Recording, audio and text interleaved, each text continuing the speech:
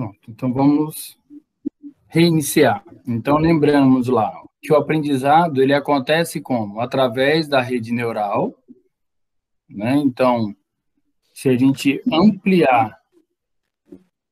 Eita, peraí que eu fiz um negócio errado aqui. Então, se nós ampliarmos aqui qualquer área do cérebro para analisar, nós vamos ter o quê? Vários neurônios interligados, formando a rede neural. Então, isso aí é o que nós temos como fisiológico. O que precisa acontecer para que a gente forme essas ligações e para que elas sejam funcionais, eficientes? Então, elas vão ser formadas a partir de estímulos que a gente recebe, então, o que nós falamos lá, né, de oportunidade, da oportunidade desse aprendizado. Então, a gente formou aqui a rede neural. Um segundo passo para que haja o funcionamento ideal é o quê? Se nós ampliarmos aqui uma área... Eita, tem alguém com áudio funcionando aí.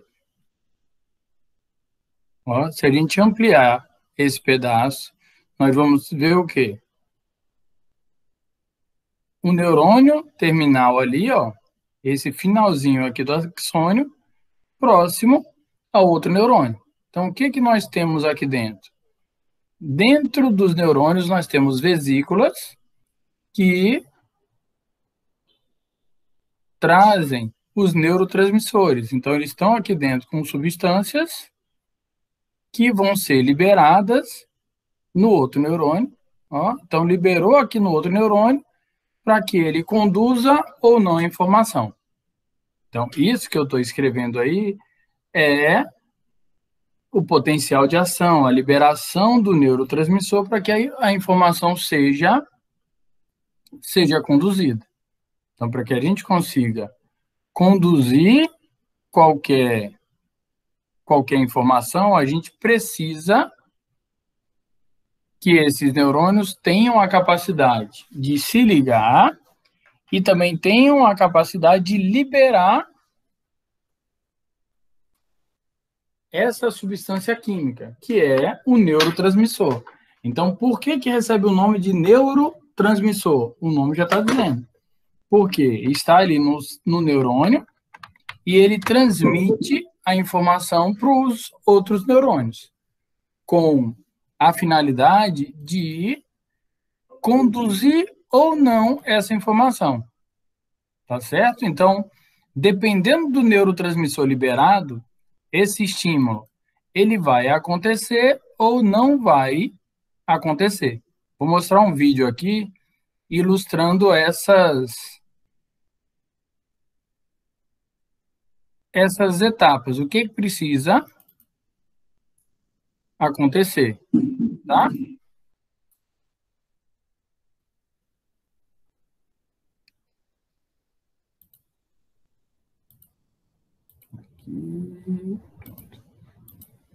Tá aparecendo um bonequinho aí, carregando uma caixa?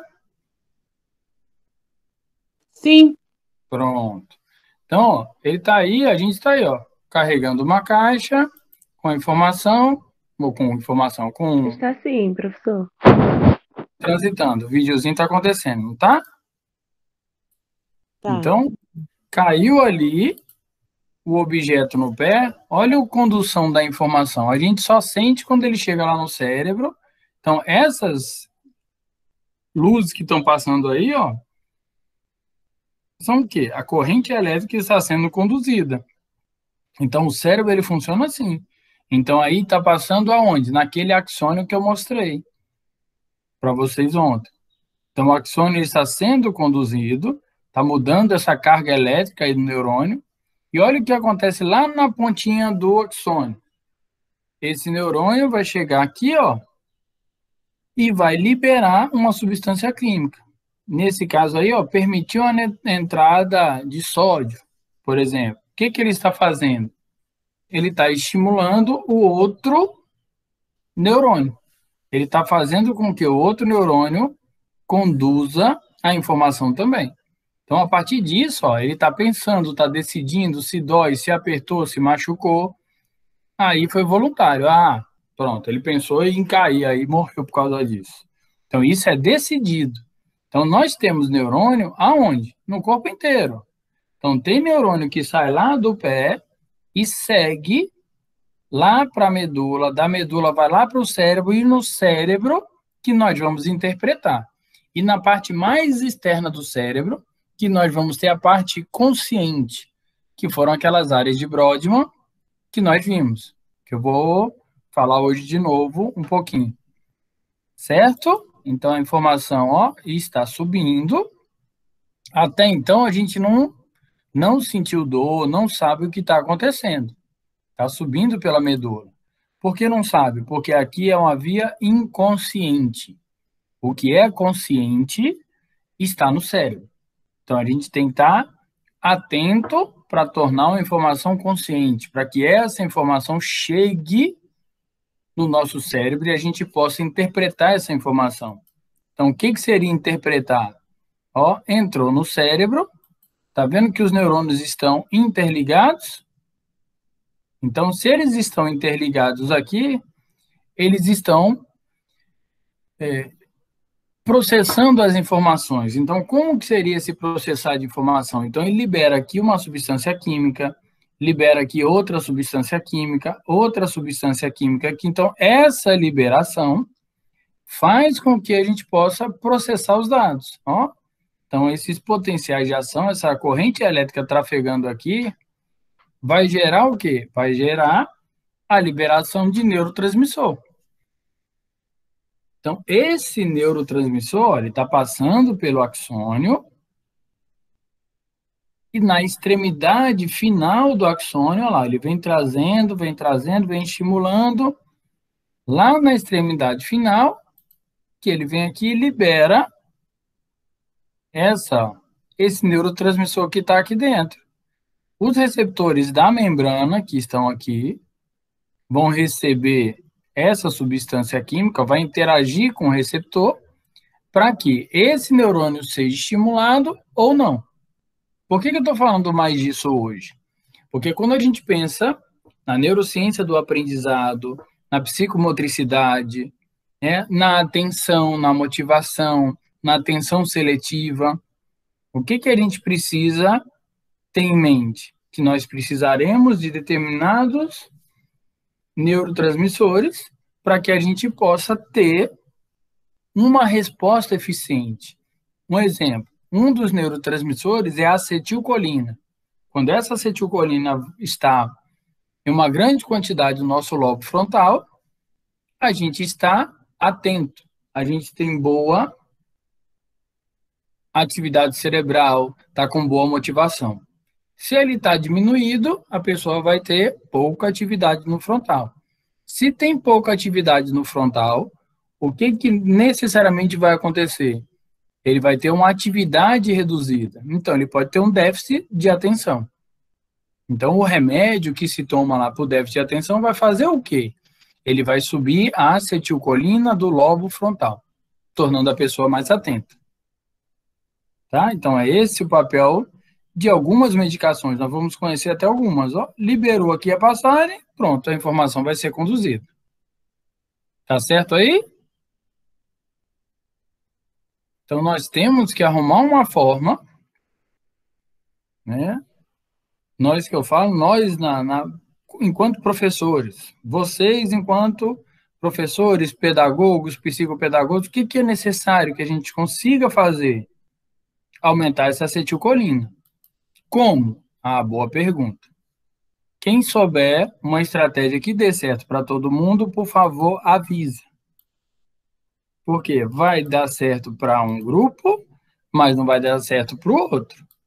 Vai dar certo para algumas pessoas, mas não vai dar certo para essas mesmas pessoas que deu certo hoje, amanhã já não vai dar certo.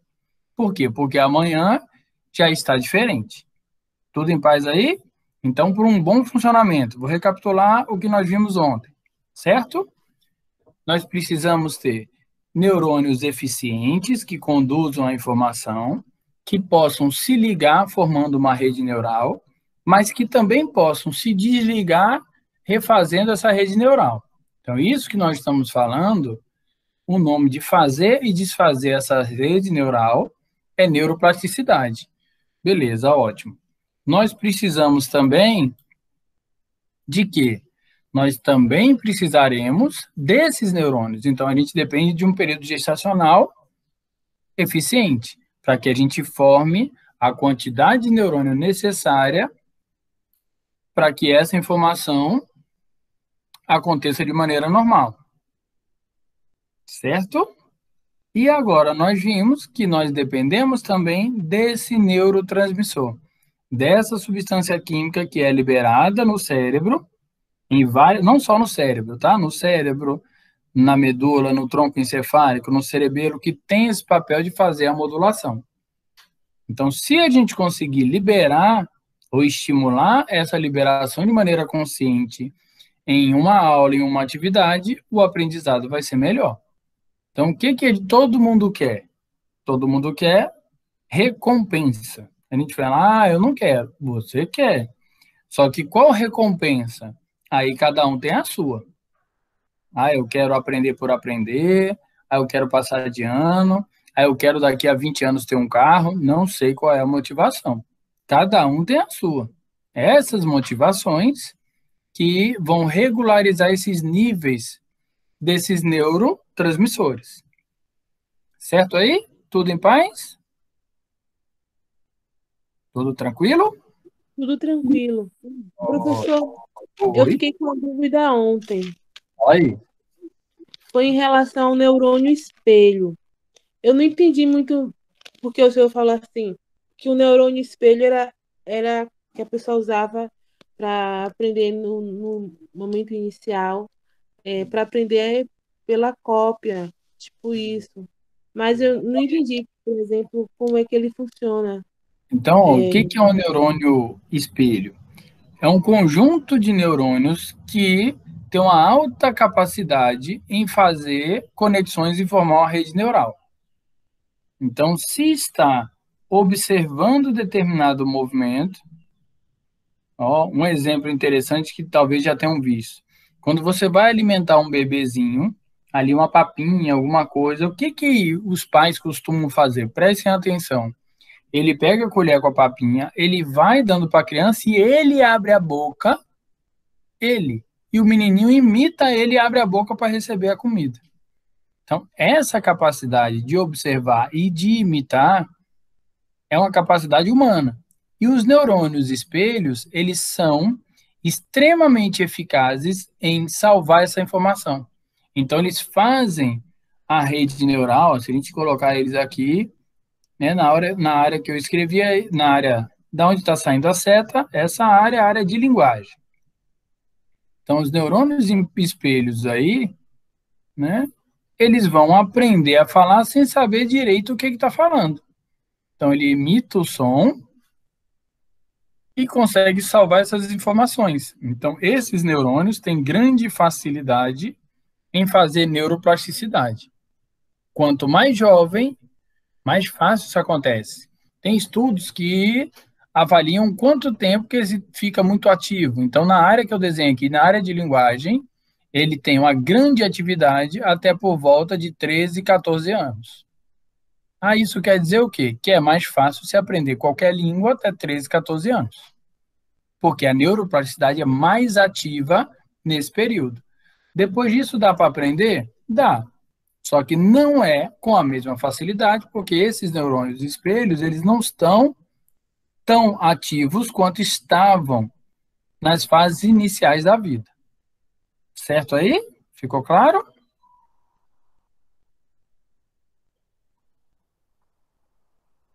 Ficou sim, professor. É só isso. Ele é um neurônio que faz sinapse mais fácil. Tranquilo? Tranquilo, ok. Muito agradecido. Nada. Então, nós temos que ter a rede neural e vou apresentar algumas substâncias aqui interessantes. Essa cena aí é do filme Divertidamente. Então, o que nós temos aí? Quem é essa aqui que está aí no meio? Felizona, é alegria. O que é alegria aí? Eu passei uma atividade, né, um trabalho para os alunos, para que eles identificassem o nome certo de cada ator desse. Então, quem é a alegria? A alegria está aqui, ó. É a dopamina. Então, dopamina alta, serotonina alta, são neurotransmissores. Todo mundo entende o que é o neurotransmissor? Tranquilo?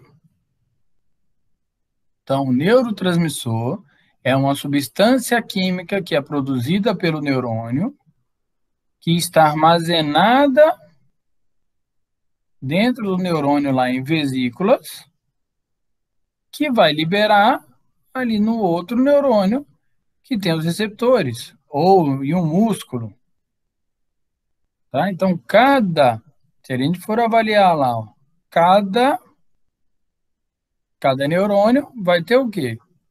Vai ter um conjunto de neurotransmissor diferente do outro. Então, eu estou falando da dopamina. Então, a dopamina está aqui dentro, ó. Sempre que liberar a dopamina, né, em um núcleo de prazer, por exemplo, no cérebro, liberou a dopamina aqui, ó, ela interage com o receptor. Nessa interação, ela vai dar o quê?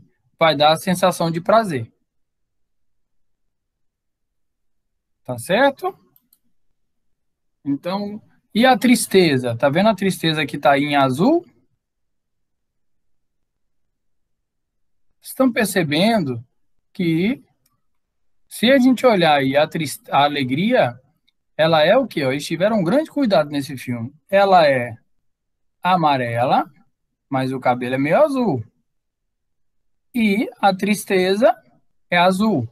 No filme inteiro, elas não ficam separadas. Por quê? Dopamina alta, serotonina alta é o quê? Alegria. Beleza? Dopamina baixa, serotonina baixa é a tristeza. Então, a dopamina, né, ela é o mediador que está relacionado com o quê? Com a tristeza também. Mas é ela? Não, a falta dela. Então, a falta dela vai gerar tristeza. Por isso que ela está aqui, ó, azul. Certo? Então, o que a gente quer? Nós queremos algo que suba a nossa dopamina e serotonina. Por quê? Se subiu a dopamina, em todo mundo vai ocorrer o quê? Maior motivação, maior alegria, vontade de fazer as coisas, estabilidade emocional, tá? Ó, motivação. O filme é muito interessante que ele mostra isso. Ele descreve essas etapas de uma forma que a criança pode entender. Qual Oi? o nome mesmo, professor, falou do filme? Eu esqueci. Filme É o nome do filme. Divertidamente. Perfeito. Certo. Pode ver que é Obrigada. maravilhoso. Agora, tente ver como. Entendendo lá. Depois eu vou até, me lembra que eu te mostro uma, uma atividade como um guia para você assistir o filme. Tá? Por quê? Porque você procura lá no filme, na história do filme, tem córtex cerebral, tem área de consciente, tem região subconsciente, tem pensamento abstrato, tem potencial de ação, todo disfarçado na historinha do filme ali. Tá? O filme é brilhante. Então, ó, subiu dopamina, subiu serotonina, você está felizão e diminuiu a ansiedade. Serotonina baixa, você vai ficar ansioso. Então, você não vai estar feliz e vai estar com esse quadro de ansiedade. Consequentemente, diminuiu a motivação. Olha só, diminuiu a motivação, diminuiu a alegria, gerou ansiedade, o aprendizado vai estar aumentado ou diminuído? Vai estar muito diminuído. Pronto, muito diminuído. Então, nós temos que ter esse cuidado em saber ali, vai ensinar um grupo, né, sala de aula, o momento atual. Não tem como. está trazendo ansiedade para todo mundo. Então, isso é um fator determinante no aprendizado hoje. Então, as questões, né, relativas a estudo remoto, não é só isso que está atrapalhando. É o pensamento de como é que vai ser amanhã. Será que melhora? Será que não melhora? Ah, eu saí de casa e esqueci a máscara. Nossa! Então, esses fatores também são determinantes. Certo? Outro exemplo de neurotransmissor aí que nós usamos muito. Ó, então aqui, ó, lá dentro tem outro neurotransmissor que vai interagir com o receptor aqui embaixo, tá? Então seria aí noradrenalina. Então o que que essa noradrenalina vai fazer? Ela vai ter a capacidade, então liberou noradrenalina, ela aumenta a atenção. Então, se a aula estiver monótona, repetitiva, abaixou a noradrenalina, vai gerar desatenção, vai gerar sono. Então, por isso que tem que mudar o estímulo. Assim como acetilcolina, outro neurotransmissor também excitatório. Tá aqui, ó, acetilcolina. Esse é o que tem muito presente no cérebro inteiro. Tá? Ele é um neurônio envolvido aí em várias etapas do funcionamento cerebral. Então, ele está relacionado, ó, à atenção, porque ele vai no lobo frontal, ao aprendizado de maneira geral, à memória. Então, lá na área do hipocampo, a memória de curto prazo, memória de longo prazo. Então, nós precisamos estabilizar todos esses neurotransmissores para que a gente tenha eficiência ali no método de aprendizado. Tanto nós quanto de qualquer outra pessoa. Um outro neurotransmissor são as encefalinas ou endorfinas. Qual o papel deles? Eles têm uma tendência mais de inibitória, então um relaxamento. Então eles estão relacionados à dor, ao estresse, também à sensação de prazer. Tá? Prazer, assim, conforto, gostar de alguma coisa. Então, se a endorfina estiver elevada, ele entra ali naquele circuito de alegria também. Então, a alegria, olha o tanto de fator envolvido. Então, na alegria, ó, subiu endorfina, diminuiu a dor, diminuiu o estresse. Subiu serotonina, beleza, diminuiu a ansiedade. E subiu dopamina, deu sensação, né, de conforto, de prazer, gerou estabilização emocional. E aí, pensando nisso, um exemplo, um remédio que é antidepressivo e estabiliza o humor, o que que ele vai fazer? E aí, o que que vocês acham? Ele vai subir dopamina, ele vai subir serotonina, ele vai subir endorfina. Pensem comigo se esse remédio vai gerar prazer. E aí, vai ser confortável? Vocês acham que esse remédio vai ser gostoso? Vai sim. Vai ser maravilhoso, porque é tomar ele e ter essa sensação.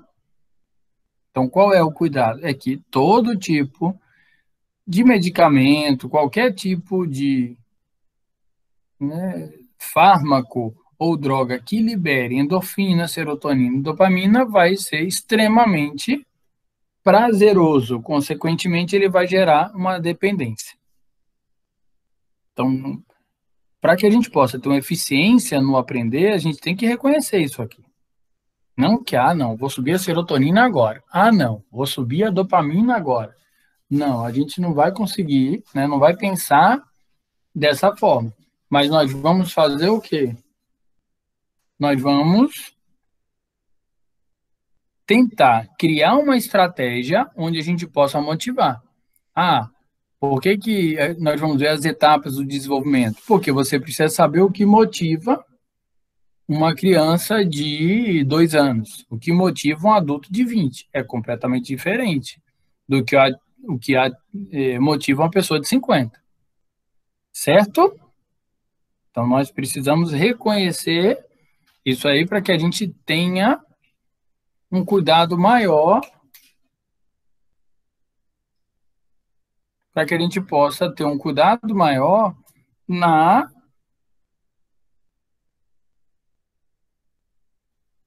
nessa abordagem para que a gente tenha uma eficiência maior em qualquer método, em qualquer forma que a gente possa utilizar para o aprender, para motivar, para qualquer coisa. Certo? Certo. Professor, eu tenho mais uma perguntinha em relação aos Pode fazer. neuroterminais. Porque, por exemplo, tem regiões do corpo, como o senhor falou, por exemplo, que a gente recebe alguma informação sensível, mas só depois que o cérebro vai perceber. Mas, por E exemplo, algumas regiões do corpo, eu percebo que, por exemplo, eles talvez tenham, você pode me explicar melhor, eles têm talvez menos terminais nervosos, por exemplo, o cotovelo, o joelho, por exemplo, quando eu exatamente. dou um beliscão, eu não sinto muito, assim, a Perfeito. dor. Pronto. Isso quer dizer que essa região ele tem menos neurônios? Tem menos neurônio por centímetro quadrado. Perfeitamente. Vou abrir só uma outra aula aqui para te mostrar uma imagem que vai responder melhor do que eu vou falar, tá? Então, o que que nós temos? No funcionamento cerebral, nós temos o quê? Uma disposição do cérebro de todas as áreas, tá? Então, chega no cérebro toda a sensibilidade do corpo. Deixa eu copiar aqui. A gente chama de homúnculo de Payfield. Vou colar aqui e depois eu apago, tá bom? Pronto, aqui, ó. O que eu estou falando é isso. Essa sua dúvida, né, extremamente coerente, pertinente. O que está acontecendo? Ó, nós temos aqui o corpo. Pronto, esse aqui sou eu, para não ofender ninguém. Pronto. O que acontece? A informação que sai da mão, ela só vai ser sentida no cérebro quando ele chega lá no cérebro. Só que, ó, a gente parar para ver, olha aqui, ó, o córtex, deixa eu mudar.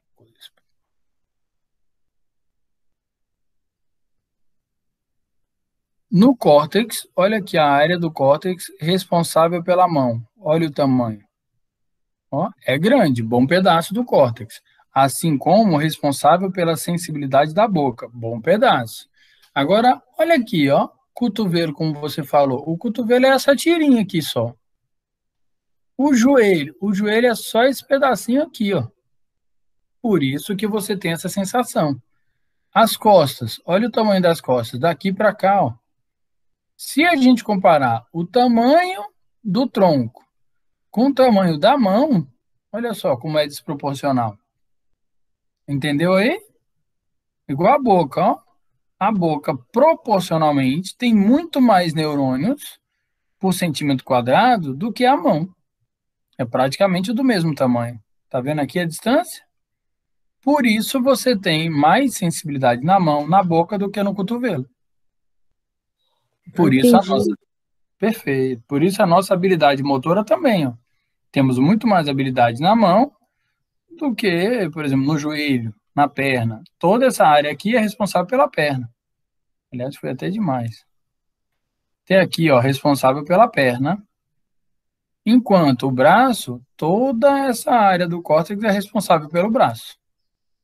Por isso, quando se tem um acidente vascular cerebral, lesou aqui, ó, por um AVC, é muito difícil readquirir o movimento de braço de maneira rápida. Por quê? Porque precisa de muito mais neurônio para que você tenha atividade normal no braço. Enquanto dobrar e esticar a perna é mais fácil. Se passarem poucos neurônios aqui por essa área lesionada, você já consegue voltar a andar. Por isso a gente vê muita pessoa que tem um AVC voltar a andar, mas tem uma dificuldade de movimentar a mão.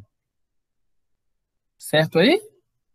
Então, na Então, área, mas, deu para professor, entender? Oi? na reabilitação, né, da pessoa que teve um AVC, a gente estimula esses neurônios serem reproduzidos, né? Produzidos, é isso? Para voltar a funcionar. A gente não consegue produzir neurônio. Então, o que lesionou aqui está lesionado. Mas a gente consegue fazer o quê? Lembram lá da rede neural? Então, tinha um neurônio que via aqui e que fazia conexão com outro neurônio para que daqui descesse o movimento. Houve a lesão. Ele começa a fazer conexões em outras áreas. Então, Ah, sei. essa conexão em outra área vai agora controlar o movimento. O nome disso também é neuroplasticidade. Então, ele não regenera, que seria crescer novos neurônios, ele continua com a lesão, mas outra área sadia agora aprende a fazer a função dessa área lesionada. Certo? Certo, Ficou entendi. claro aí? Então, ó, por isso, os pais vão dar comida lá para o bebê, aonde é que ele vê se a comida está quente? Normalmente ele encosta no lábio. Por quê? Porque é onde tem mais neurônio para dar uma resposta precisa quanto à temperatura. Ele não vai encostar em qualquer região. Tá? O cotovelo, péssima área para se avaliar qualquer coisa, por isso, perfeitamente a gente não sente. E olha só, o nosso corpo todo é sensitivo. Deixa eu falar um negócio interessante para vocês. Houve uma pesquisa que eles avaliaram a influência da sensibilidade nas decisões. Como que eles fizeram essa pesquisa? Eles pediram para que um grupo de pessoas analisasse uma determinada situação e deram pranchetas para essas pessoas, né? Lá com a caneta, para que eles marcassem as opiniões. E as pranchetas tinham pesos diferentes. Tinha uma prancheta muito mais pesada e uma prancheta mais leve. Por incrível que pareça, quem pegou a prancheta mais pesada foi mais rigoroso na avaliação. Então, se você quer, né, vai conversar com alguém, vai iniciar uma conversa, vai perguntar alguma coisa, e se você encosta nessa pessoa com a mão mais firme, mais pesada, ela já tem uma tendência a não ser muito colaborativa. Se você encosta com a mão levinha para falar a mesma coisa, ou solicitar alguma coisa, a probabilidade de você ter êxito é maior. Beleza? Então a negociação tem estratégia. Outra negociação, outra forma de estratégia neurológica de negociação. Está conversando com alguém, a pessoa está fazendo determinados gestos e você imita os gestos. Você concorda com tudo, com a cabeça. Você fazendo isso, você está se tornando mais aceito na conversa por essa pessoa que você está conversando. Tudo isso é pelo feedback sensitivo, pelo feedback sensorial. Porque ele chega no cérebro, ativa essas áreas e faz o quê? Libera os neurotransmissores de prazer. Porque se você está concordando com o que está sendo dito, teve um toque mais leve nessa pessoa, isso traz na pessoa um conforto maior. Tranquilo? Tranquilo. Ótimo. Então, vamos cuidar do povo, da aula pensando nisso tudo. Então, quando eu estou dando aula, eu dou um exemplo, falo, eu estou pensando nisso tudo. Parece alguma brincadeira, algo subjetivo, rindo. Até as brincadeiras eu faço dentro do conteúdo e desse objetivo acadêmico, para que a gente possa ter uma eficiência maior no aprendizado. Consegue ter êxito? Sim. O que a gente perdeu agora no momento? Esse feedback visual de se está eficiente ou não, se está gostando ou não, se está numa linha boa ou não, se estão entendendo ou não. Isso a gente perdeu. Tá? Mas a gente continua assim. Então, o que acontece? Aonde que esses neurotransmissores vão agir? Para que eles possam ter essa eficiência que eu estou falando. Então, vamos botar aqui, ó. A dopamina está aqui, ó. Tá na substância negra do mesencéfalo. Quando ela vem aqui no lobo frontal, ou desculpa, no lobo temporal, onde eu pintei aqui embaixo, vai dar a sensação de prazer, a recompensa. Pronto, ótimo. Liberou dopamina aí, independente do que causou isso, a sensação é boa. Então, está fazendo uma atividade com o aluno, valendo um ponto. Aquele aluno que não é muito colaborativo, aquele que está bagunçando, que não quer fazer, tumultua e tal. Ó, tá valendo um ponto. Ele fala uma piada lá, você ri e fala, ó, muito bom, tá no caminho certo, vou te dar meio ponto. Você trouxe ele para o seu lado, porque ele teve uma recompensa, por quê? Porque você ouviu o aluno, você acreditou nele, você recompensou ele, ele já vai mudar a percepção. Por que isso é importante? Porque a mesma dopamina que veio para cá, olha para onde ela vai. Ela vai lá para o lobo frontal e aumenta a atenção. Com certeza, esse jovem agora vai ficar mais atento na sua aula. Tranquilo aí? Serotonina. Ó, tudo em paz aí, tá certo? Tudo em Em paz, Tranquilo. professor. Tá liberando dopamina em vocês ou não? Vou perguntar assim agora. Ó, Tá sim. bom. Então, ó, serotonina. Saiu daqui, ó. Olha por onde ela vai. Ela vai lá para a área de emoção. Então, ela dá a alegria, traz a tranquilidade e também controla. Aí está associado também nesse controle da atividade cerebral, mas principalmente esse estado de humor. Então, gerou essa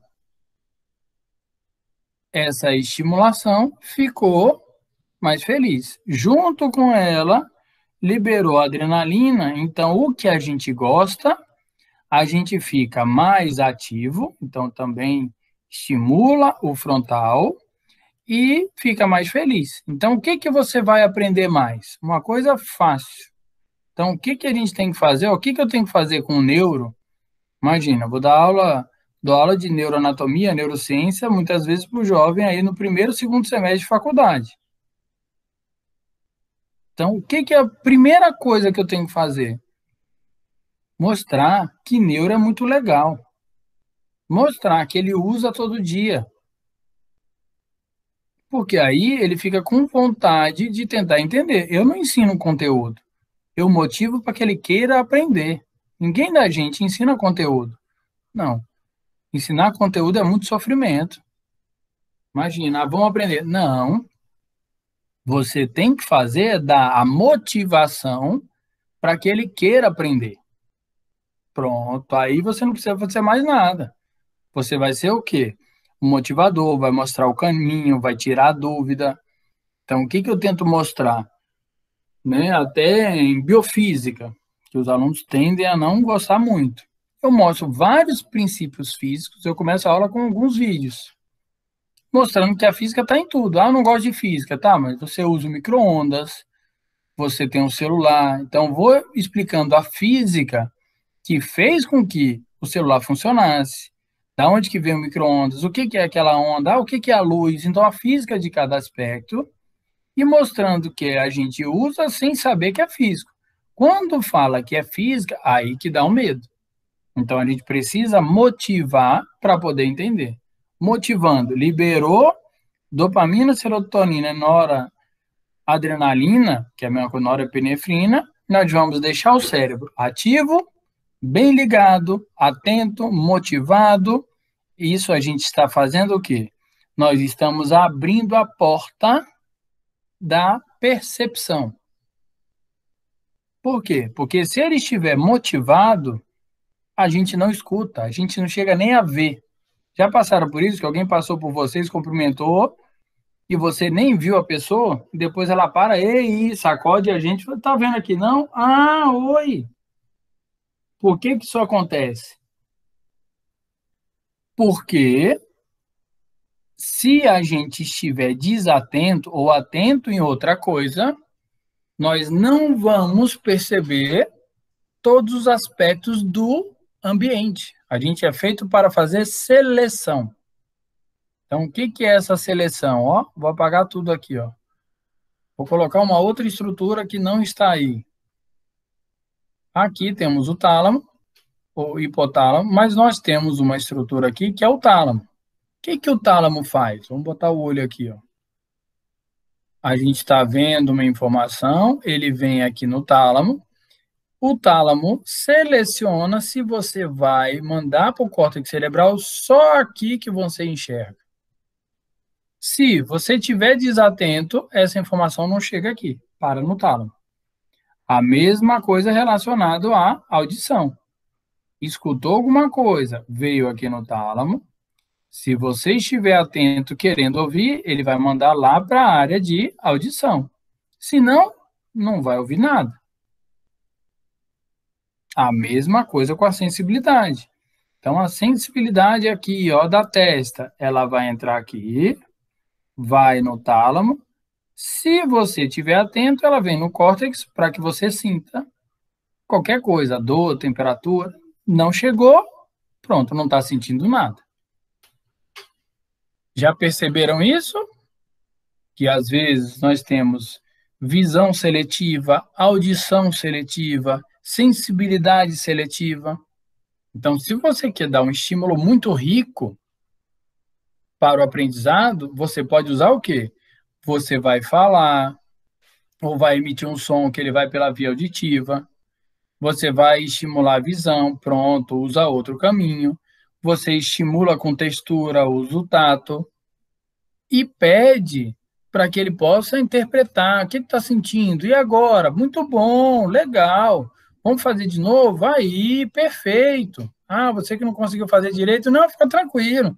Não era hora de fazer direitinho, não. Quem disse que era para fazer assim direitinho? A gente tem que ter essa flexibilidade. Certo? Tá tranquilo aí? Todos juntos?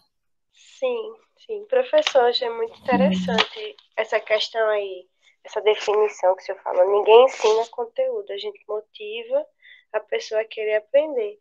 E acabei, assim, mudando, assim, refletindo mais, assim, né, no ato de ensinar. Abriu muito aqui as ideias. Não, a gente não consegue ensinar conteúdo. A gente não consegue ensinar conteúdo. Imagina, eu vou ensinar todas essas curvinhas aqui do cérebro. Na minha faculdade eu aprendi assim, botava uma agulha aqui, eu tinha que saber o nome dessa curva, o nome do giro, o nome desse sulco aqui e saber a função. Hoje, como é que eu faço? O pessoal, eu vou botar esse giro? Não. Eu pego uma tomografia, conto a história do meu paciente que caiu de bicicleta, que lesou essa área aqui, ó. E ele teve grande dificuldade, foi encaminhado para fazer, né, o tratamento, e ele ficou com grande dificuldade em realizar o movimento. A gente pedia uma coisa, coloca a mão na testa, ele agachava. O que está acontecendo? Pronto. Ele vai querer saber o que aconteceu. Completamente diferente. Quando ele chegar, professor, eu descobri que lá está a área de planejamento motor. É por isso, é? Eu não vou falar só eu vou falar, rapaz, muito bom. Oh, muito bom, você descobriu isso mesmo? Perfeito, cara, você está exato. Já pode atender meu paciente, vou encaminhar para você. É completamente diferente de eu chegar e falar, olha, só aí, planejamento, por isso aconteceu isso. Não. Quando ele busca, ele chega a essa conclusão e ele me fala, eu recompenso ainda com mérito, achando que aquilo ele está perfeito, excelente, muito bom. Ah, professor, mas eu levei 5 dias para encontrar. Eu falei, tem muita gente com 10 anos de formato que não sabe. Você está de parabéns, cara. Beleza? Todas as minhas aulas, né, da graduação, eu faço o quê? O da pós a gente não consegue em função do tempo, tá? Mas na graduação, o que a gente viu ontem, a área de Broad, eu passaria alguns exames, algumas tomografias, alguns casos clínicos, para que ele pudesse analisar e semana que vem a gente ia discutir. Por quê? Porque a gente consegue aprimorar, afundar essa informação. Então, eu passei ontem, né, lá o canal do YouTube, Se vocês olharem lá, tem 70 e poucos vídeos. Tem lá neuroimagem, tem estudos de caso clínico. Então, tem essa parte onde é a correção das atividades que eu passei para eles. Então, eu acho que é um caminho interessante de aprender. Do que eu só mostrar a estrutura. Ah, esse é o cerebelo? Não. Já assistiram... Deixa eu até mostrar aqui, ó, o que eu falei, ó, só para que você veja uma estratégia, tá? Estou usando exemplos, até para que vocês, quando forem criar a estratégia de vocês, pensem nisso. A estratégia que eu uso, ó, lá do filme Divertidamente, e de vários outros filmes que tem muito filme bom para aula, tá? Vários. Aqui, ó. Só vou... Deixa eu mostrar aqui, copiar. Ó. Eu peço para ele ver o filme lá Divertidamente, ele pensa, ah, mas é um filme de criança. É um filme de criança.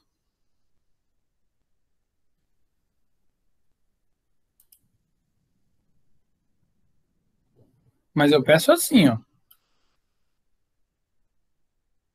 Então, é um filme de criança, mas eu brinco com eles, que vai deixar de ser de criança hoje. Por que que hoje vai deixar de ser de criança? Porque eu peço para eles isso aqui, ó. Quero um relatório que eles busquem no filme as cenas correspondentes a cada estrutura dessa aí e justifique. Então, córtex cerebral. Ah, tem uma parte de uma cena que aparece o córtex? Tem, com giro, com sulco. Na historinha, elas estão perdidas andando pelo cérebro, elas estão andando pelos sulcos, entre os giros. Ah, onde é que é o potencial de ação? Ele tem que saber o que é potencial de ação para que ele possa entender que no filme, quando fala o trem do pensamento, se está conduzindo a informação, é quem? É aquela correntezinha elétrica que está passando. É o potencial de ação. Então, botei lá, ó, dopamina, serotonina, é a alegria e a tristeza juntas. Só que dopamina e serotonina alta é alegria. As duas baixas, tristeza. Cortisol. O que que é o cortisol? É o hormônio de estresse. É o foguinho que está lá, a raiva. Tranquilo aí? Então, é uma forma que nós temos de motivar. Então, paixão, depressão, tudo isso aí tem no filme. Falha de condução nervosa. Já ouviram falar do déjà vu? Isso também tem Sim, lá. Pronto, tem lá. Então, quando ele encontra esses aspectos, ele fica curioso em saber, mas o que que é, por que que isso aconteceu? Então, o amadurecimento. Desculpa eu estar contando um pouquinho do filme, viu?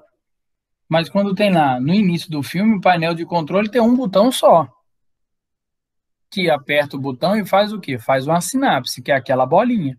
Então, aquelas várias bolinhas coloridas. Por que colorida? Porque cada um libera um neurotransmissor diferente, está relacionado a uma memória, um comportamento diferente, e com isso gera aprendizados diferentes. E tem as bolinhas que são apagadas. Então, quando a gente olha lá no filme, olha o painel de controle, ele vai aumentando ao longo da história. Até que ele fica grandão, cheio de botão, e tem um botão lá de puberdade. Então, o que que é isso? É o amadurecimento. Ah, mas por que que as ilhas do filme caem e depois aparecem maiores? É a reorganização cerebral, é a neuroplasticidade. Então, você consegue buscar conceitos grandes, excelentes, pesados no filme, que quem está procurando lá vai estar motivado em tentar entender. Certo? Então, o caminho do aprender é esse. Então, eu falo de tudo isso? Falo, mas ele buscando, ele está sedimentando essa informação, reforçando essa informação, que é isso que a gente quer gerar de dado. Tudo certo aí? tudo certo. Pra mim tá legal. Sim, sim. Então, ó, as emoções que a gente conhece, então, prazer, alegria, recompensa, medo, isso aqui, ó, tá na sala de aula o tempo inteiro. Agora, como que a gente acerta essa dose? O que que você vai fazer? Vai chegar lá e botar o terror que a prova é semana que vem, ou vai motivar, ó, vamos lá, vou ajudar vocês. E aí, o que que é o mais certo? A dificuldade nossa, no geral, é que isso é individual. Então, para mim, serve o quê? Ah, duvido que você vai aprender isso. Meu Deus, para mim é maravilhoso. Se falar para mim que eu não consigo fazer, que é impossível de eu fazer isso, lindo, me motiva. Mas para outras pessoas, não é assim. Então, você tem que perceber. Por que que eu falo perceber? Porque perceber é você olhar, a partir do que você tem de memória de aprendizado, você consegue identificar aquela situação. Isso é perceber, é ver e comparar com o que a gente tem na memória. Com isso, você consegue ter uma capacidade maior de analisar o ambiente. Ver, todo mundo vê, está olhando. Perceber é diferente. Você vê e, baseado na sua rede neural, você faz essa avaliação geral daquela situação. Então, por isso que as pessoas, né, que têm mais experiência tendem a ser mais eficientes em determinadas tarefas. Por quê? Porque quando ela vê uma determinada coisa, ela já tem muitos outros parâmetros prévios na memória de longo prazo que ela pode julgar essa informação. Então, no aprendizado, está diretamente relacionado a isso. E em todos os aspectos do aprendizado. Então, a atividade do nosso cérebro vai depender de quê? Vai depender dessa estimulação.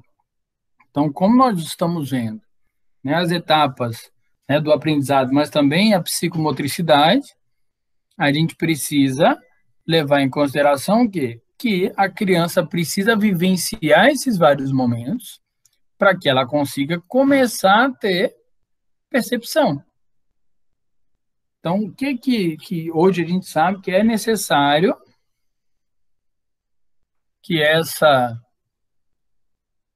que as crianças, de maneira geral, tenham. Então, primeira coisa, ter experiência, sempre. Tá? Quanto mais a atividade, maior a formação da rede neural, o que vai fazer com que a gente tenha, na fase adulta, maior experiência. Então, hoje, se a gente pensar na condição aí de 1 ano, de uma criancinha de 3 anos, imagina, esse pequenininho, ele está com uma dificuldade interpessoal grande. 2 anos, 3 anos, por quê? Era a fase dele socializar. Ele está socializando? Não. Então, ele está em casa, sozinho. Então, isso é um ponto negativo para o aprendizado. Pelo menos tem um aspecto, pelo menos vamos botar aí, que existe um aspecto bom.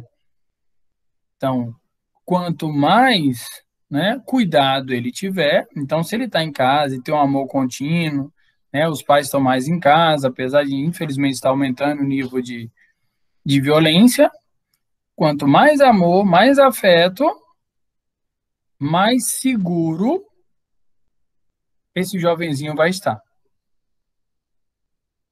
Então, apoiou, deu mais apoio ali, é mais fácil dele se recuperar prontamente a estresses que nós vivenciamos na vida toda.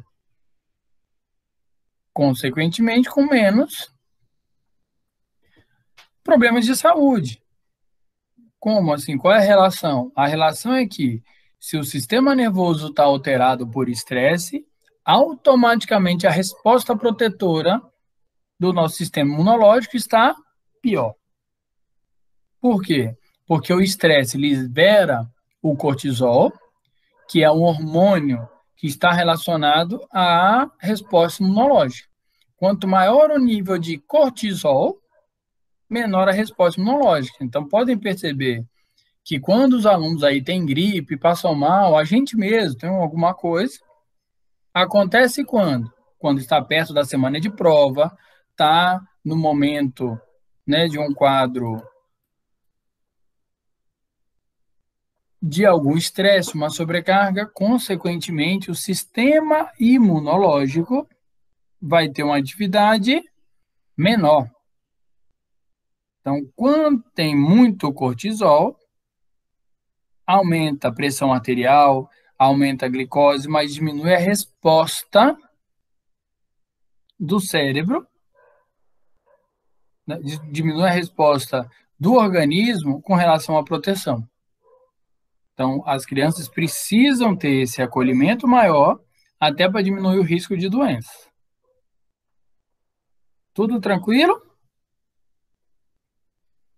Então, Tudo, essas é professor. tudo na paz. Ô, professor, eu conheci uma pessoa que quando era, por exemplo, estava no período de prova na faculdade, uma colega, ela ficava com diarreia. Isso mesmo, acontece. Ela ia Diarreia, toda hora no banheiro, ela toda hora no banheiro, ela toda hora no banheiro. o sistema Aí eu falei, nervoso autônomo fica muito ativo e faz isso. Pode fazer mesmo. Tem gente que muda até o ciclo menstrual. Como o cérebro controla tudo, ele interfere em tudo quando ele está num estresse muito grande. Tá? Então, ele precisa analisar todos esses aspectos, estimular toda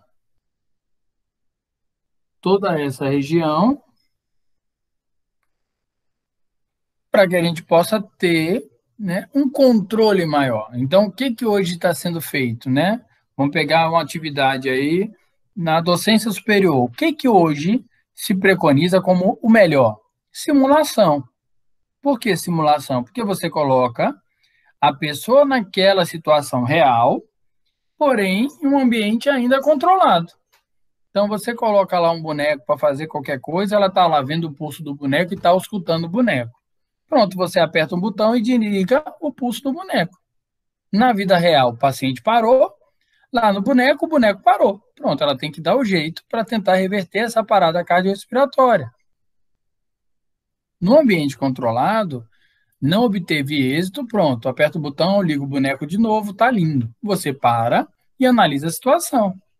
Então, a simulação é um ambiente interessante para que você crie essa realidade, como você está falando aí da sua amiga, do estresse, mas o estresse controlado. Por quê? Porque quando ele vai viver na vida real, ele já está mais preparado.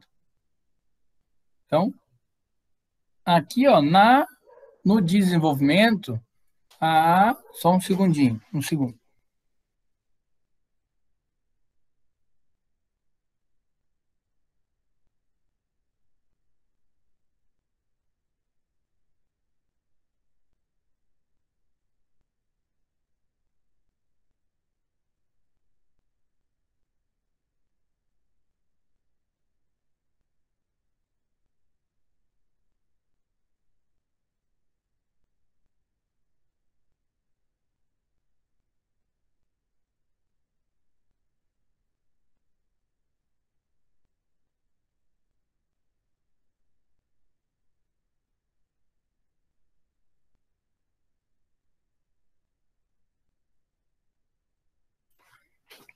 Voltei.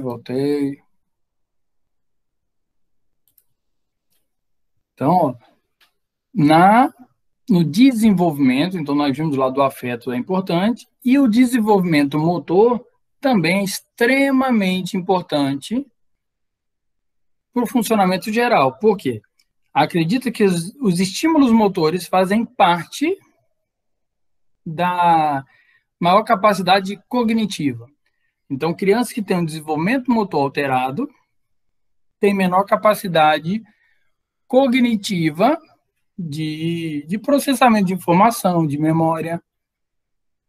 Por isso, esses estímulos devem ser feitos. Então, o que é aí a psicomotricidade? É o estudo dessas atividades motoras, tá? Então, motricidade do corpo, aplicados à interação com o próprio indivíduo e também com o meio externo. Então, com o próprio indivíduo, a gente chama aí de esquema corporal, de memória de movimento. Com o meio externo, nós chamamos aí das atividades, né, do desenvolvimento neuropsicomotor relacionadas às atividades de vida diária. Então, nós conseguimos avaliar esse desenvolvimento tanto sozinho ali, em controlar a cabeça, controlar tronco, ficar sentado sozinho, levantar a mão, assim como desempenhar algumas tarefas no dia a dia. Ah, tá andando, pronto, tá ótimo, tá? Mas ele anda equilibrado, ele vence obstáculo, ele consegue pular, ele pula de um pé só. Então, essas etapas seguem ao longo do desenvolvimento. Tá? Então, isso é a capacidade. Então, a psicomotricidade, ela está fazendo o quê? Ela está avaliando, né, e consegue mensurar e quantificar toda essa parte de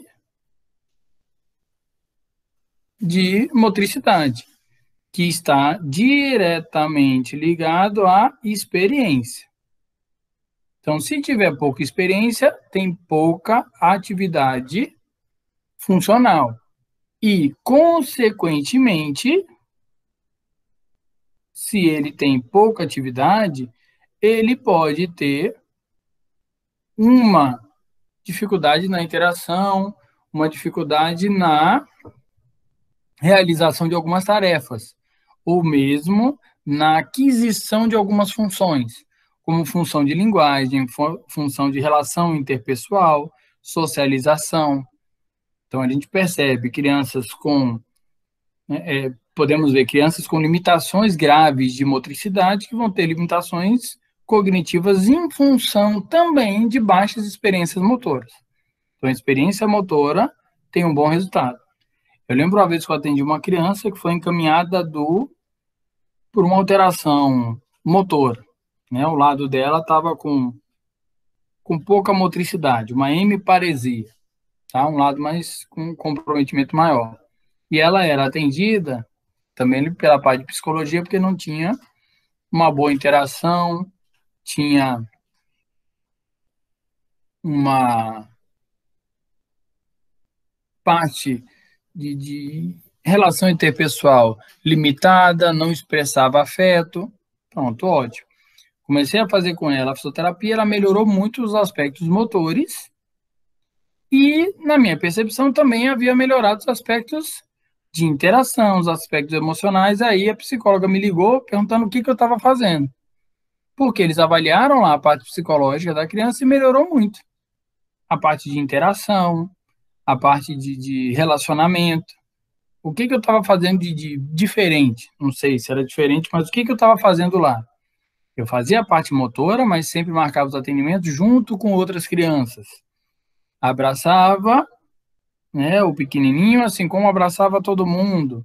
Dava os parabéns, dava recompensa, assim como todo mundo fazia. Só que na hora de fazer lá um trabalho na amarelinha para coordenação, que uma outra criancinha fazia bem, eu percebi que ele começou a chorar.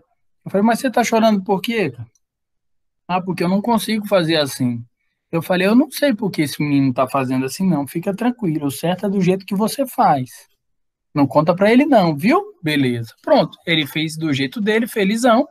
Ainda olhava para mim e apontava para o menino assim como quem está fazendo. Ó, o menino está fazendo diferente. Mas a outra criança estava fazendo certo, pulando de um pé só, jogava a bolinha, pegava, não tem todo aquele negócio da amarelinha lá, ele não era capaz de fazer isso, mas eu pedi que ele fizesse desse jeito que seria o ideal. Então, o que foi a abordagem diferente? Foi conseguir perceber nele onde estava a capacidade dele, até onde ele ia, para gradativamente aumentando a capacidade funcional, até que ele atingisse um nível funcional mais alto. E a gente estipulou o quê? Objetivos alcançáveis. Não era nada que ele não pudesse alcançar. Era alcançável. Então, às vezes, a gente dá uma tarefa na sala, né, ou para alguém que beira o impossível.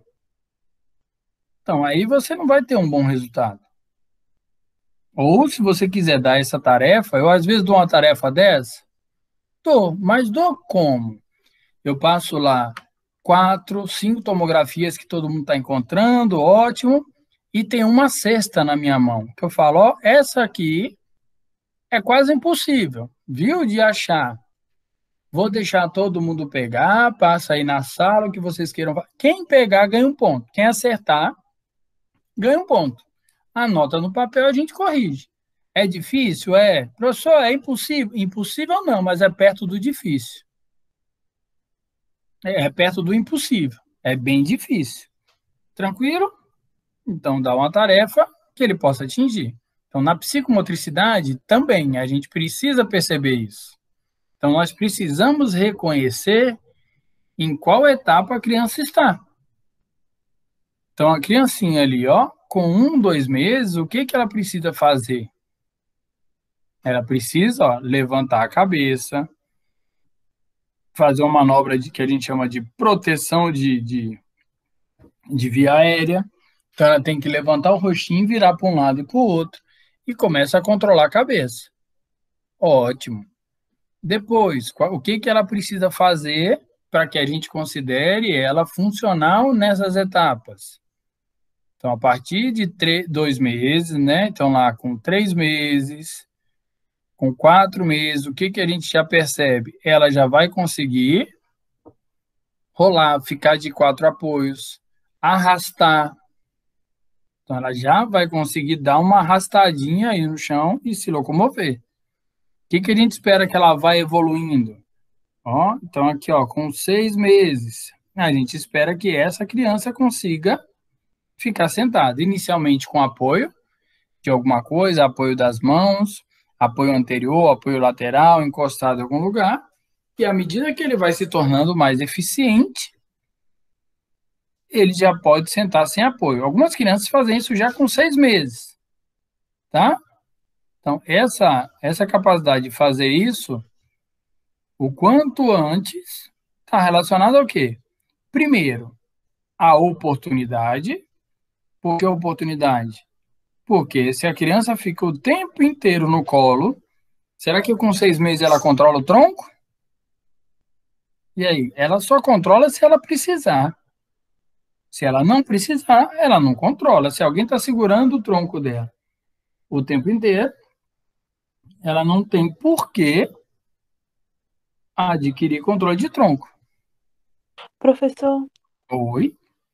desculpinha, professor. É só para eu queria fazer uma perguntinha. Ela está um pouquinho lá atrás. Tá, pode falar. Quer que eu volte o slide ou não? Não sei, professor, Pode mas falar. você pode falar assim também. Eu acho que eu poderia entender. Se eu achar que seja necessário voltar. Não, pode falar. Em relação ao hipotálamo, Tá.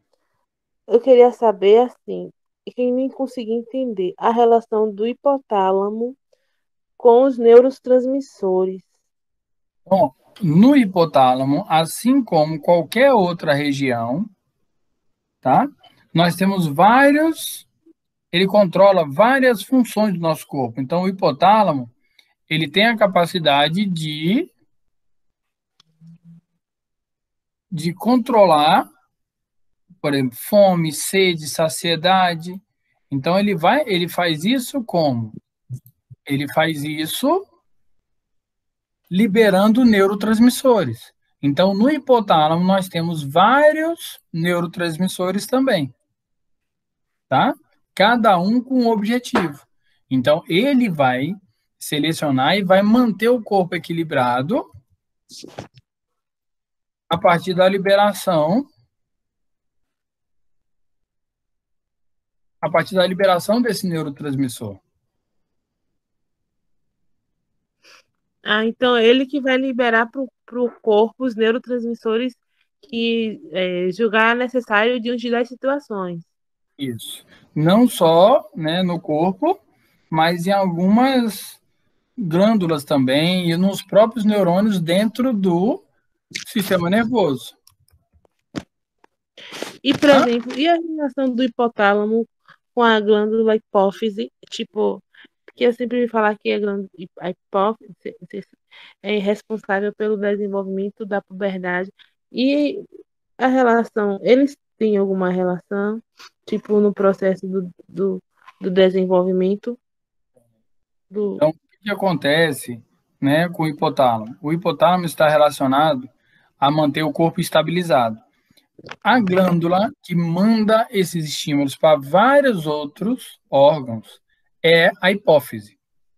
Então, essa glândula, ela libera, né, ela sinaliza para a liberação de cortisol na suprarrenal, ela controla o metabolismo aí na tireoide, ela controla a produção de espermatozoide, de testosterona, então ela faz tudo, por isso ela está relacionada à puberdade também. Então ela trabalha, não só ela, tá? A glândula pineal também faz isso. Mas a hipófise, ela é um grande regulador das reações químicas de vários hormônios do nosso corpo. E ele depende da influência da hipófise. Tá? Então, ele vai depender, né, o hipotálamo, ele vai controlar a hipófise e a hipófise libera para o organismo todos esses sinalizadores para que se possa ter esse controle preciso do desenvolvimento. Beleza? Esse controle preciso aí de puberdade, controle preciso de fome, de sede, de pressão arterial, tudo isso depende dessa região também. Tá certo? Então, o hipotálamo, ele controla Professor, tudo. Ele mantém um corpo equilibrado. Fala aí. professor, Oi? o hipotálamo, ó, deixa eu ver se eu entendi. O hipotálamo é um neurotransmissor e a hipófise é uma glândula? Isso? O hipotálamo é uma região do cérebro Ah, que tá. está abaixo do tálamo, tá? Por isso, hipotálamo. E ele tem vários neurônios que controlam, né, várias áreas do nosso corpo. É que eu vou mostrar aqui. Entendi. E aí, a partir dessa estimulação, desse controle que ele faz, aqui, ele usa a hipófise, que está logo abaixo dele, para fazer esse controle. Deixa eu mostrar um aqui, ó, talvez fique mais fácil. Espera um segundo. Entendi. Aqui, apareceu aí, não apareceu? Pronto, então aqui, ó. Então, o que que nós temos, ó? Aqui, onde eu estou pintando de amarelo, é o hipotálamo. É essa região que está aqui, ó.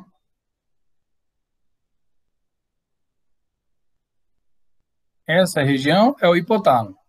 Ele tem, ó, cada corzinha dessa aqui é um núcleo, um conjunto de neurônios que vai ser responsável por uma coisa, tá? Ou fome, ou sede, ou saciedade, ou controla a pressão arterial. Ele vai manter o nosso corpo equilibrado. Para que ele possa emitir uma resposta, passou por uma situação de estresse, o hipotálamo vai vir aqui, ó, vai estimular a hipófise, que está aqui embaixo, e ela libera um hormônio aqui, que quando chega lá na glândula suprarrenal, lá na região do rim, ele libera cortisol. Ele sinaliza aqui para liberar adrenalina. Então, ele vai usar esse trajeto, a hipófise, como uma via de controle, de liberação desses hormônios. Então, o hipotálamo é uma região, assim como a hipófise também é uma estrutura. Eles estão interligados através de neurônios, mas eles liberam tanto o neurotransmissor, dentro aqui também, do próprio sistema nervoso, assim como ele libera hormônio para o corpo inteiro. Tá certo aí? Então, liberou aqui, ó, pelo corpo esses hormônios. Ficou claro?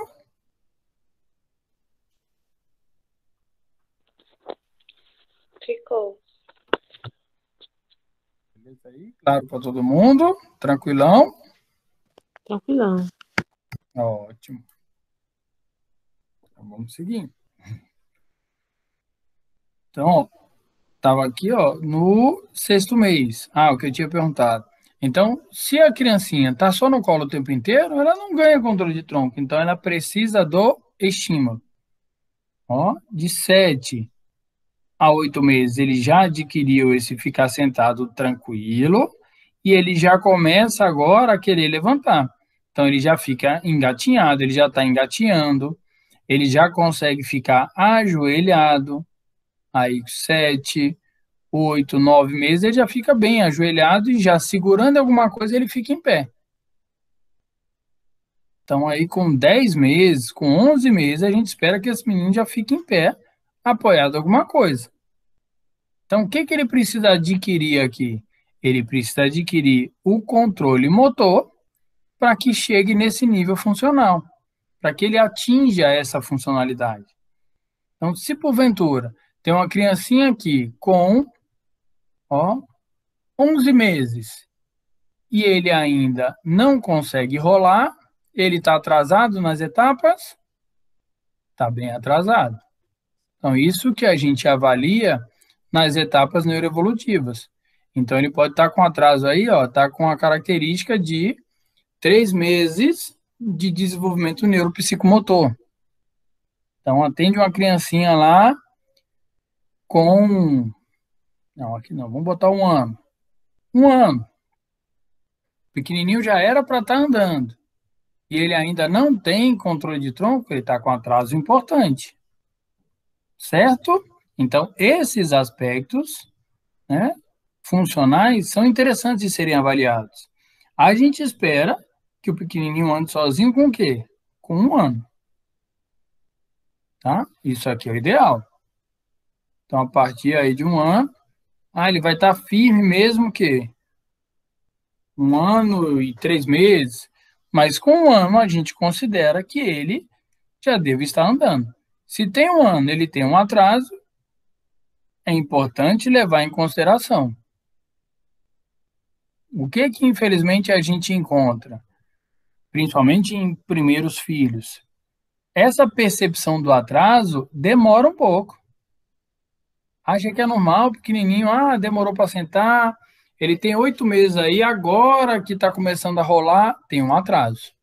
Então, as crianças que nascem prematuras, imagina, nasceu 2 meses, né, prematuro. Essa etapa aqui já vai ser o quê? 2 meses atrasada. Porque ele não tem como acompanhar essas etapas de maneira normal para chegar ao nível, né, funcional que a gente espera que ele atinja. Certo aí? Quer um intervalo, alguma coisa? Ou sigo diretão? Sim. Para mim, segue diretão. Então, bora. Segue. Tudo em paz aqui? Então, essas etapas são o quê? Etapas normais do desenvolvimento da criança, né? Assim que nasce até conseguir andar. Então, a gente vê a criança com 1 ano e 6 meses tem que estar andando firme. Tá? Professor, eu sou a primeira filha. E eu comecei a andar com 1 ano e 3 meses. Eu só engateava. Já a minha irmã, ela começou a andar com 8 meses.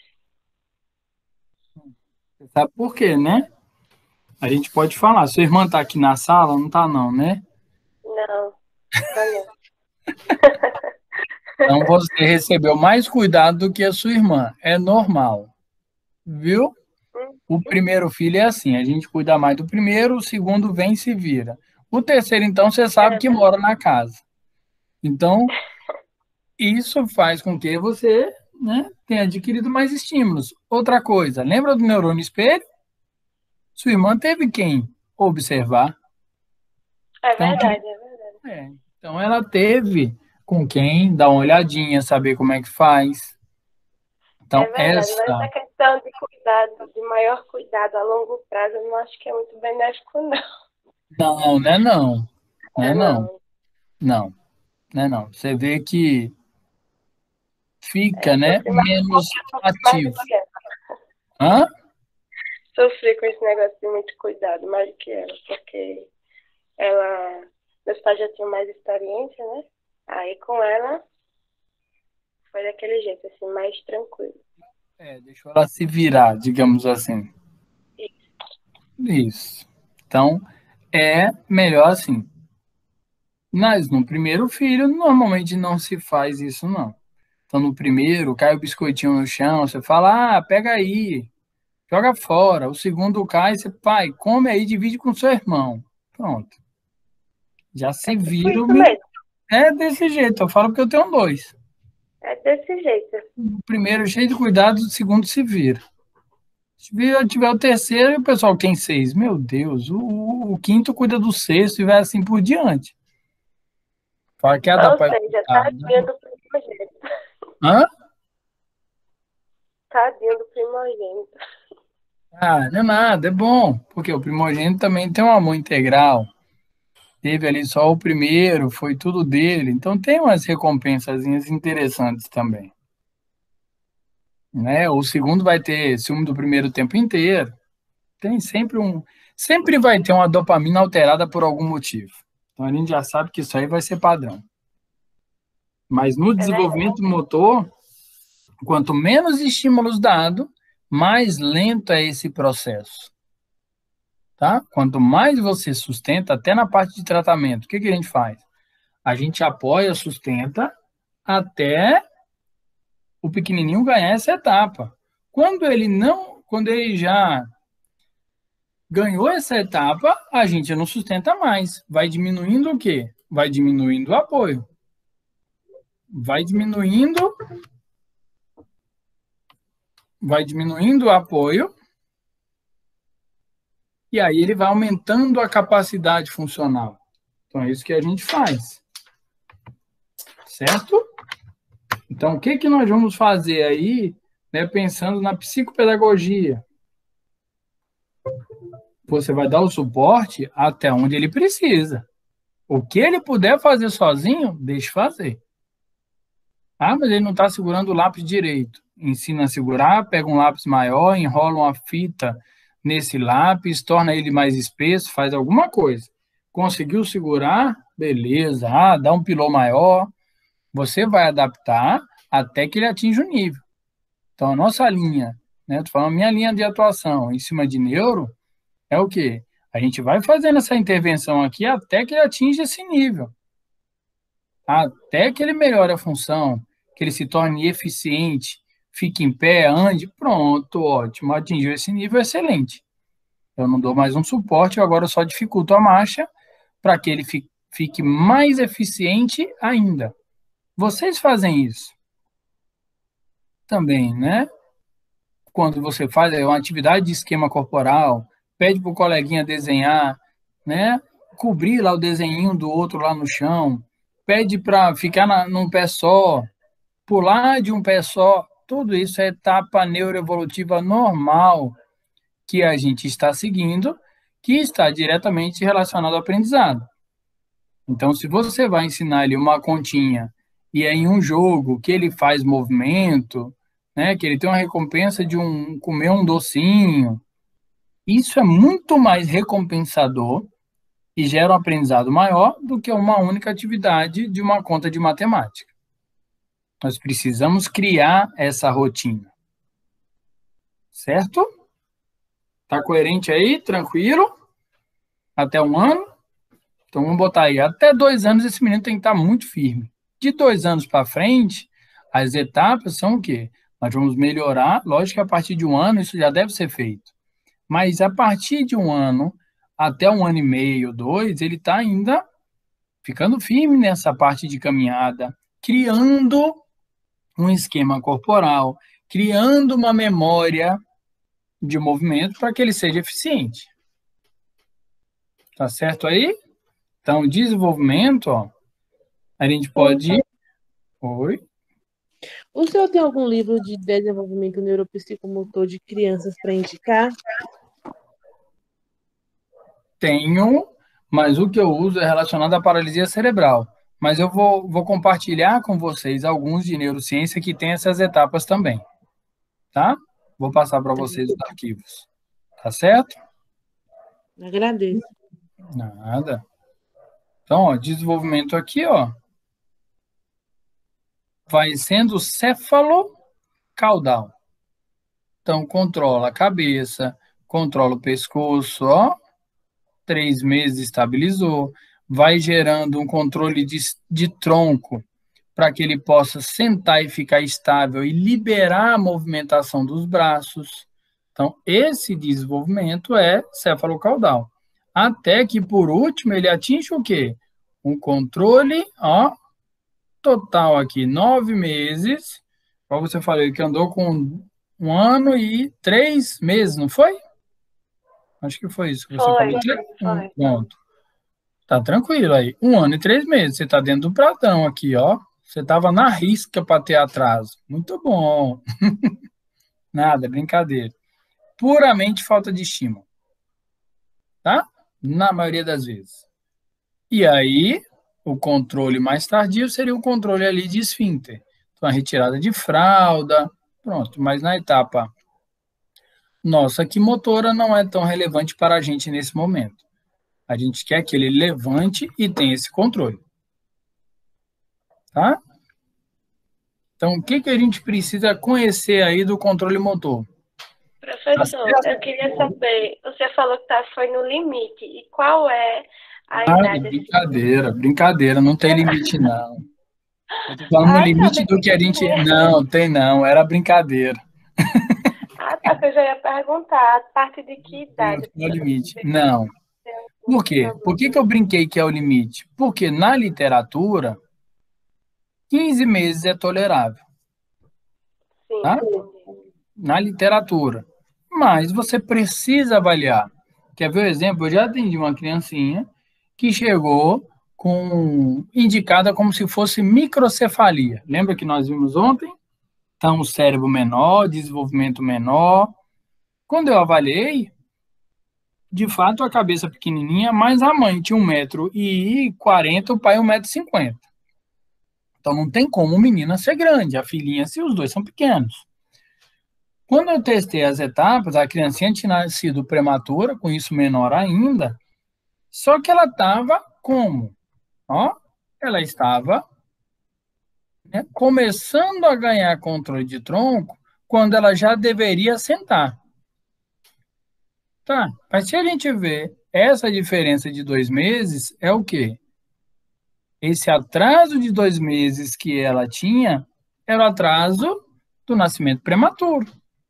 O que eu fiz? Eu estimulei as etapas neuroevolutivas normais para que ela seguisse a sequência normal de desenvolvimento, que até então a família estava com a suspeita de microcefalia. Por quê? Juntou o atraso.